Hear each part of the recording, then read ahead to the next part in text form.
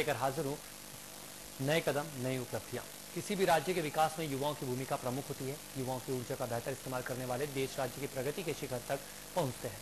छत्तीसगढ़ के युवाओं का भविष्य बेहतर बनाने के लिए, उनकी जिंदगी संवारने के लिए छत्तीसगढ़ के यशस्वी एवं संवेदनशील मुख्यमंत्री डॉक्टर रमन सिंह कई अभिनव पहल की है। मुख्यमंत्री डॉक्टर रमन सिंह ने राज्य की बालिकाओं के लिए स्नातक स्तर तक की पढ़ाई निःशुल्क कराने का निर्णय राज्य की बालिकाओं को उपहार में दिया, जिससे बालिकाओं को पढ़ाई में हो रही आर्थिक परेशानियों से छुटकारा मिलेगा। साथ ही बालिकाएं शिक्षित होकर स्वस्थ समाज गढ़ने में सामाजिक जीवन में महत्वपूर्ण भूमिका का निर्वहन सफलतापूर्वक कर सकेंगी। बालिका शिक्षा के लिए उठाया गया ये ऐतिहासिक कदम बालिकाओं के लिए मील का पत्थर साबित होगा।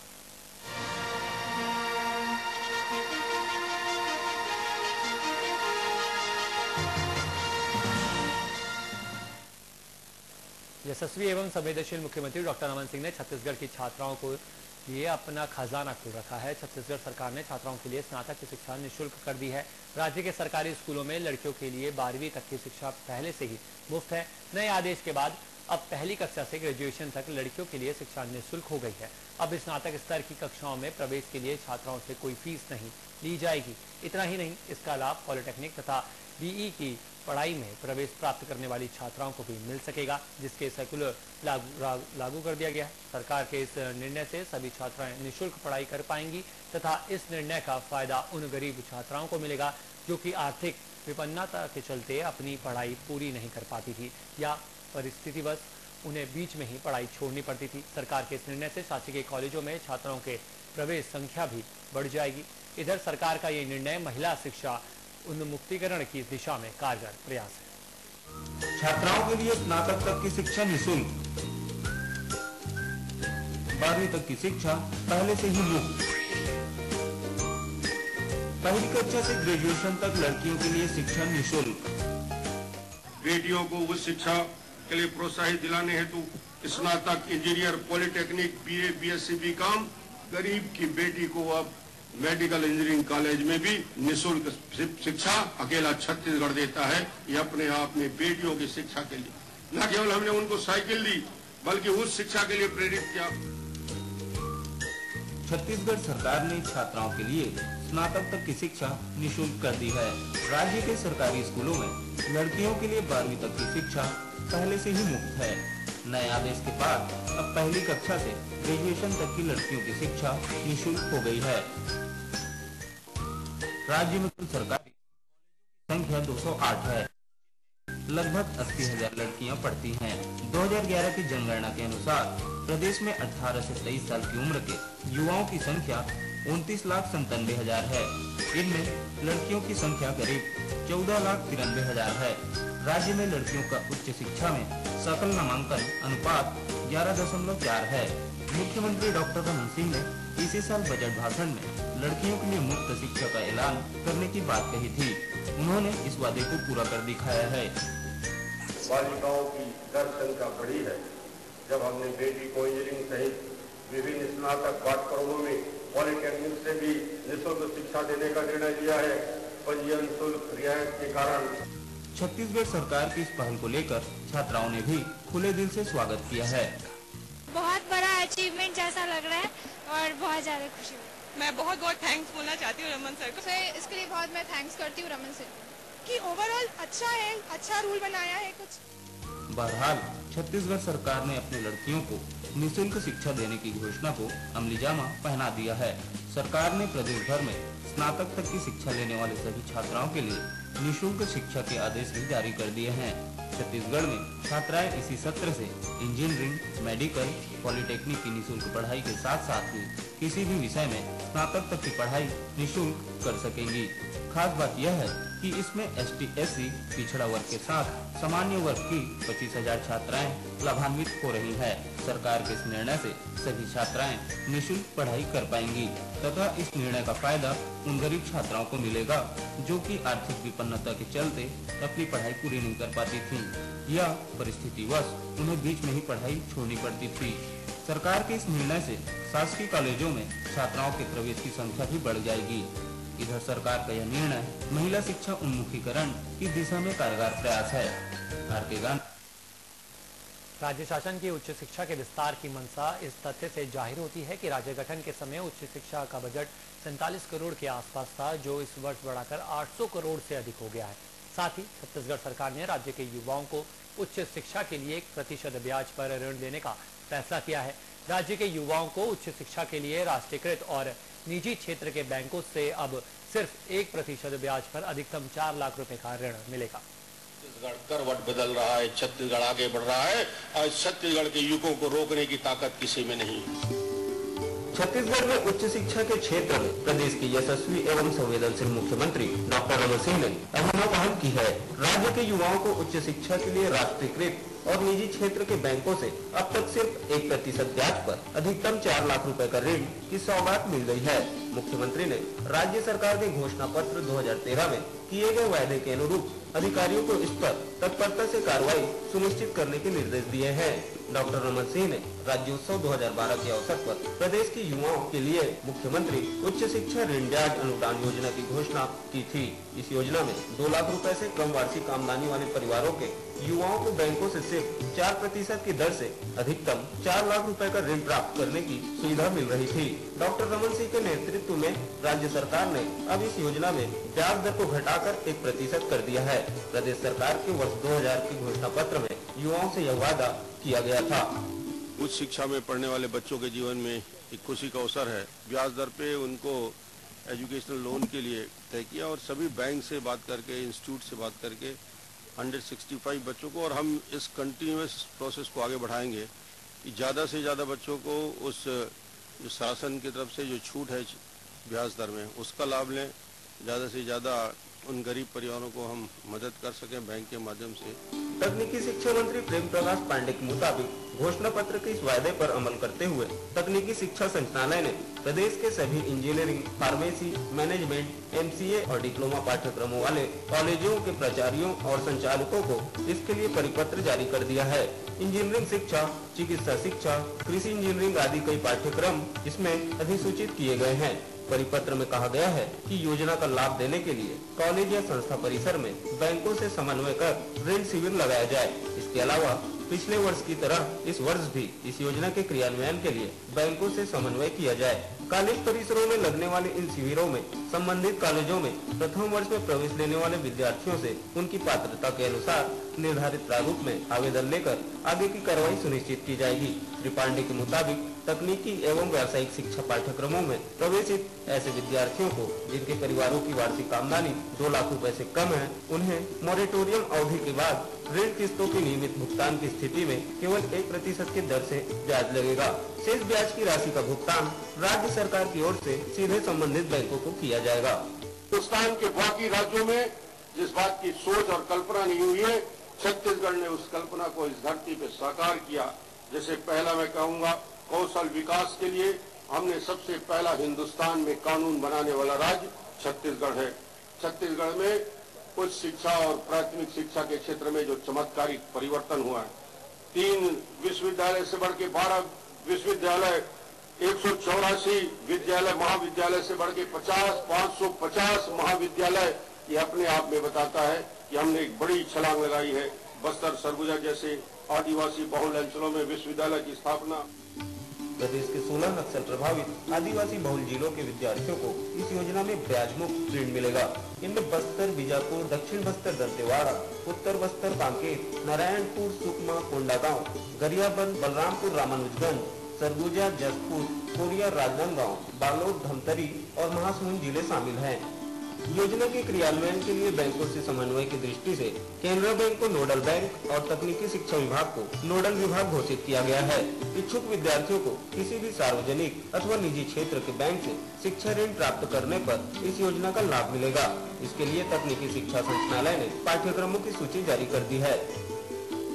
इसमें bachelor of engineering, master of engineering, master of technology, B pharma, M pharma, D pharma, B.Ed, D.Ed, MCA, B.Ped, MBBS, bachelor of homeopathy, medicine and surgery, BAMS, BDS, MDS, bachelor of naturopathy and yoga, bachelor of Unani medicine and surgery, bachelor of veterinary science, bachelor of fishery science, dairy technology, bachelor of agriculture, bachelor of agriculture engineering और bachelor of architect आदि पाठ्यक्रम शामिल हैं।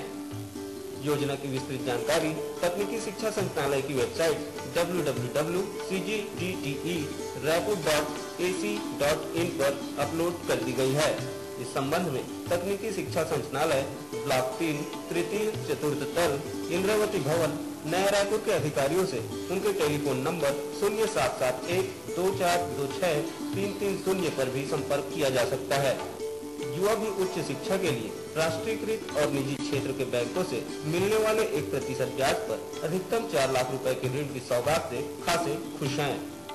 हमारे लिए बहुत ही फायदे की बात है। जैसे हम लोग सभी मिडिल क्लास फैमिली से बिलोंग करते हैं, तो कभी कभी ऐसा होता है फीस भरने के लिए पैसे नहीं हो पाते एट प्रेजेंट, लेकिन क्या ये लोन रहेगा तो हम अपने स्टडी टाइम पे लोन्स का उपयोग करके अपन स्टडी पूरा कर सकते हैं और जब जॉब लगेगी तब हम उस लोन को पटा सकते हैं। और इस दौरान सबसे बड़ी बात यह है कि यहाँ पे कोई भी इंटरेस्ट नहीं लिया जाएगा। छात्रों के लिए बहुत अच्छा हुआ। क्या है, हम लोग सब गरीब परिवार से बिलोंग करते हैं, तो हम मतलब पढ़ नहीं पाते हैं, तो हम लोग के लिए अच्छा रहेगा। इससे बहुत फ़ायदा हो सकता है। जैसे हम नक्सली क्षेत्र है, उससे जैसे ग्रामीण क्षेत्र के लोग पढ़ नहीं पाते, मतलब अपना भविष्य बना नहीं पाते, तो ये बहुत स्कीम बहुत फ़ायदेमंद है।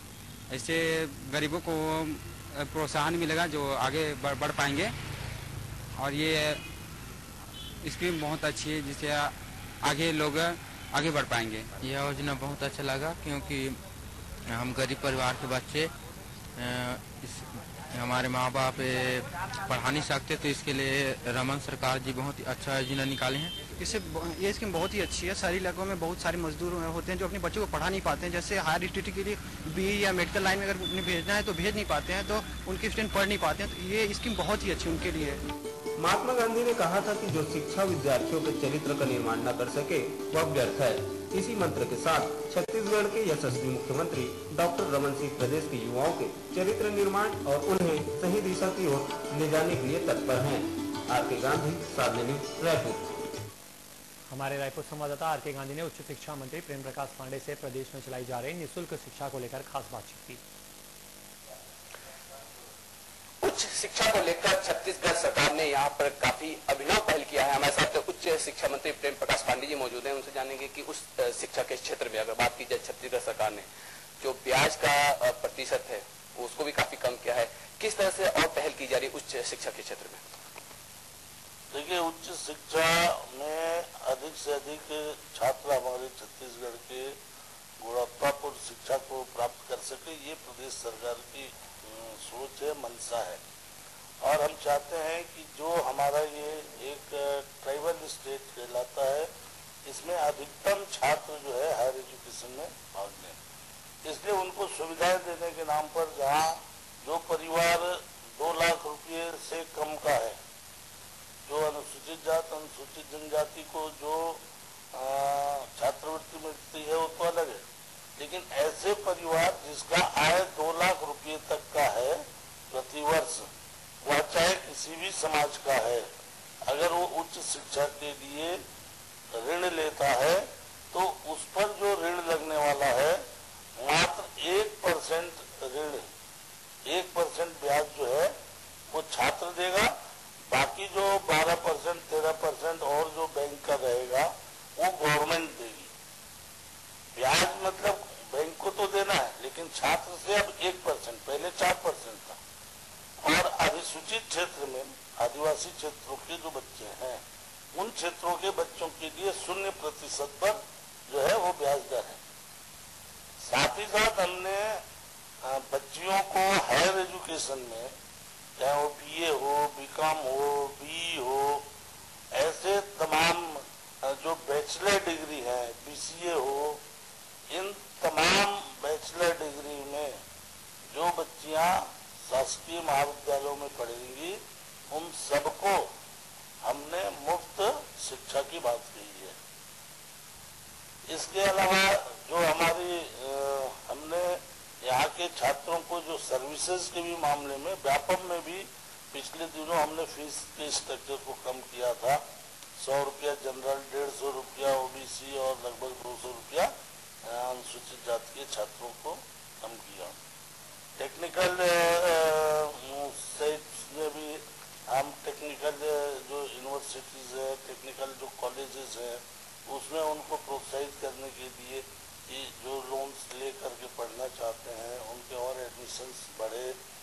के जो प्रॉपर सब्जेक्ट्स हैं वो आए, और साथ साथ हमारा फैकल्टी पर पूरा ध्यान है। इसलिए पिछले दिनों हमने लगभग 62 कॉलेज के जो प्रोफेसर थे उनको प्रिंसिपल बनाया। हमारा प्रॉब्लम अभी भी है, लगभग 866 असिस्टेंट प्रोफेसर्स, 62 हमने लाइब्रेरियन, 42 स्पोर्ट्स अफसर, रजिस्ट्रार्स, इन तमाम जो पद खाली है उसके हमने भर्ती नियम बना करके सारे जगह पे ये पीएससी को दे दिए, और पीएससी जैसे ही उनकी परीक्षा लेकर के और जो पात्र उम्मीदवार है हमको देगी, हमारे ये फैकल्टी के काम पूरे हो जाएंगे। हायर एजुकेशन में टेक्निकल यूनिवर्सिटी की बिल्डिंग जल्दी से बने, ये हमारी चिंता है। टेक्निकल यूनिवर्सिटी में जो कार्यरत कर्मचारी हैं उनको कैसे ठीक से वहाँ तो ताकि उनको लगे कि संस्था हमारी है, और छात्र हित में जो कोई भी कार्य किया जा सकता है लगातार हम लोग कर रहे हैं।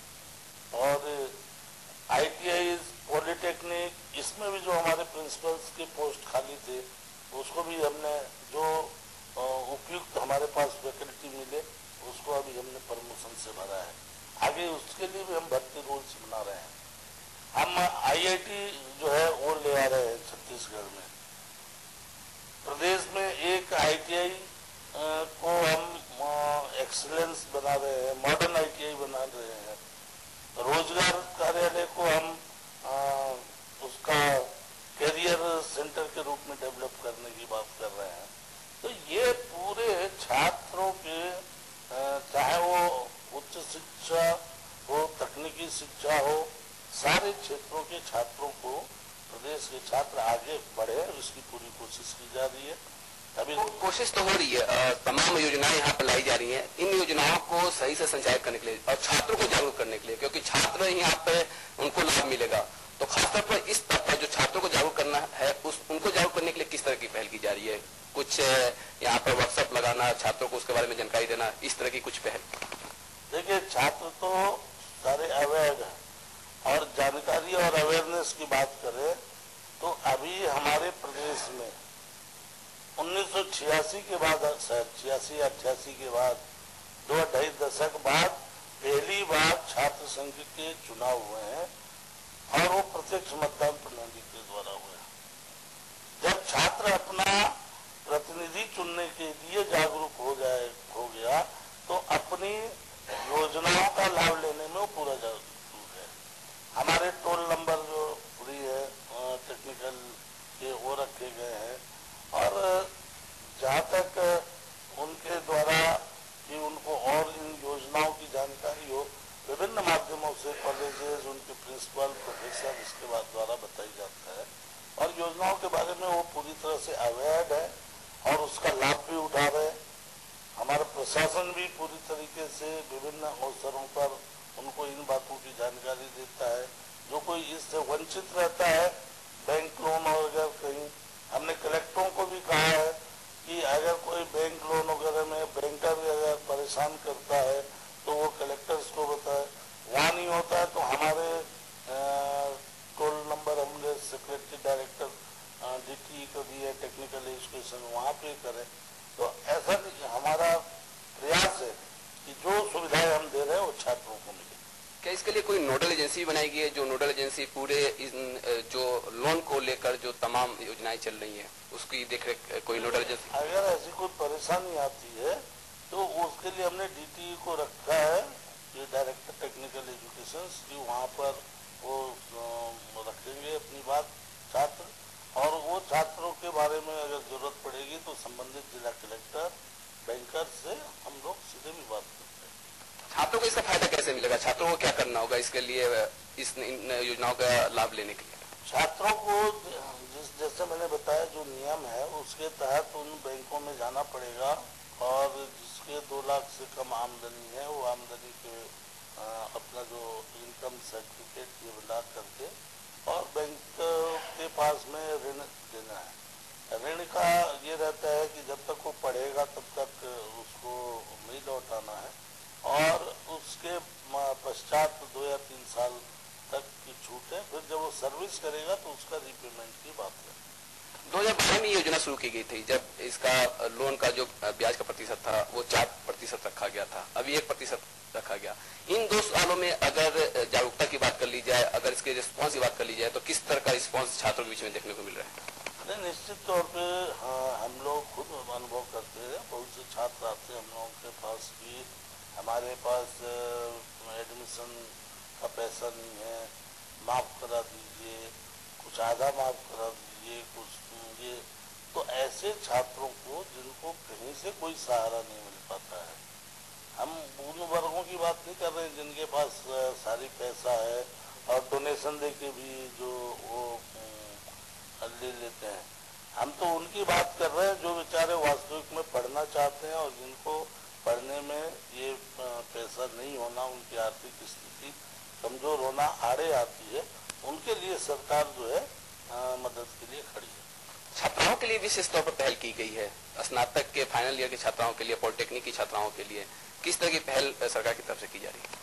हमारी कोशिश है कि जो छात्राओं का प्रतिशत है वो छात्रों के बराबर आए और वो भी शिक्षित हों, समाज में एक जिम्मेदार जो स्थान है उन जिम्मेदार स्थानों को वो प्राप्त करें।